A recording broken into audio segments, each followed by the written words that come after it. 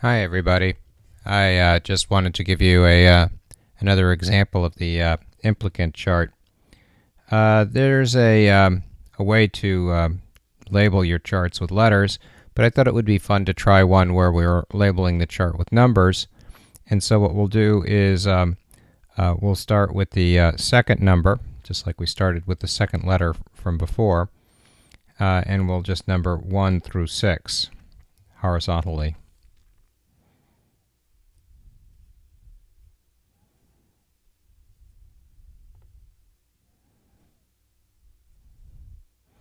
And then what we'll do is we'll start numbering with 0, but we'll end with 5.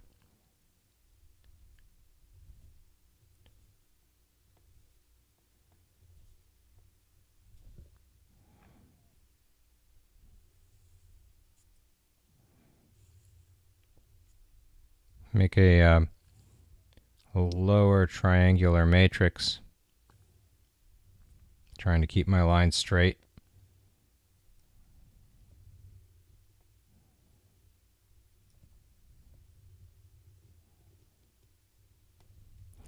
And then what we'll do is row-wise comparisons of outputs to trivially eliminate certain rows from reduction. So row 0 must be different from row 1, 2, 3, 4, and 5 because the outputs are different. So row 0 must be different from 1, 2, 3, 4, and 5. Moreover, we can see that row 5 must be different from row 6. Row 4 must be different from row 6. In fact, everything up to row 1, and including row 1, must be different from row 6. So we get trivial reductions right away. And now we can compare row 0 with row 6, and we see the 5s are the same. But what about 2 and 4? Well, we don't know. So we put down 2, 4, and then take a look. What could 2, 4 be? So let's look at 2, 4. 2, 4 is 0 to 0. Well, 0 is equivalent to 0, so that's all right. 5 is equivalent to 5, so 2 is equivalent to 4. And so what we can do is put a check in there and a check in here. And now we have 2 is equal to 4, which is equal to 6. Well, let's see. Row 2 is equal to 4. Row 0 is equal to row 6. There. So that's pretty good. We got 2 reductions already. Let's look at some more. Let's look at 1 to 2. So that's 0 to 0. That's good. 1 to 5. I don't know about that one. So let's look at 1 to 5. 1 to 5, that's 0 to 0. Pretty good. 1 to 5.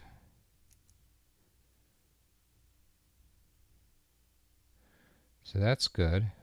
That means 1 is equivalent to 5. And 1 is equivalent to 2. So we know 2 is equivalent to 4.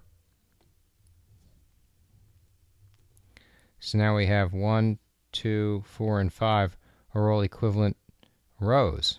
Wow, a lot of reduction here. Let's do it again. Let's go 1 to 3. 1 is equivalent to 3 if 0 is equivalent to 3. And it isn't, so we can remove it. 1 is equivalent to 4. If 0 is equivalent to 0, it is.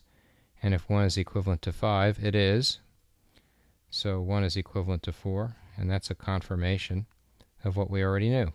How about 2 and 3? 2 is equivalent to 3 if 0 is equivalent to 3, but it isn't, so we can remove it.